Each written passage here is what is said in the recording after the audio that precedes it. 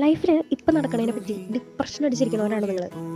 എല്ലാം സെറ്റാവുന്നേ, എല്ലാത്തിനും അതിൻ്റെതായ സമയമുണ്ട് ദാസ എന്ന് പറഞ്ഞിട്ടില്ലേ? അതുപോലെ അതായത് ഞാൻ നഴ്സിംഗ് ഒരിക്കലും ചൂസ് ചെയ്യില്ല എന്ന് ഒരു 8th സ്റ്റാൻഡേർഡ് വരെ വിചാരിച്ചിട്ടുണ്ടായിരുന്നു.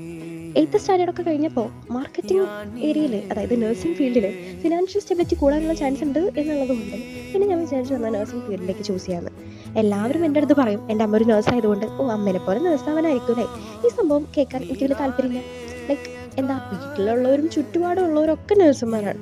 അപ്പോൾ ഒരു കോമൺ കാറ്റഗറിയിൽ ഞാനും ആയി പോയല്ലോ എന്നുള്ളൊരു ഡൗട്ട് എനിക്കുണ്ടായിരുന്നു.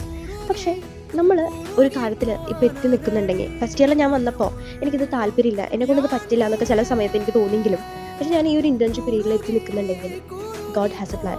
നമ്മുടെ ലൈഫിൽ സംഭവിക്കുന്നതിൽ എന്തെങ്കിലുമൊക്കെ നല്ലത് നടക്കാനായിരിക്കാം. അതുകൊണ്ട് ഇപ്പം എന്തെങ്കിലും സംഭവിച്ചിട്ടുണ്ടെങ്കിൽ, ഇപ്പം എന്തെങ്കിലും ബാഡായിട്ട് സംഭവിച്ചിട്ടുണ്ടെങ്കിൽ അത് ലേറ്റ് നമുക്ക് എന്തെങ്കിലും ഗുഡ് തിങ്സ് വരാനായിരിക്കാം. അതുകൊണ്ട് എപ്പോഴും ബി പോസിറ്റീവ്,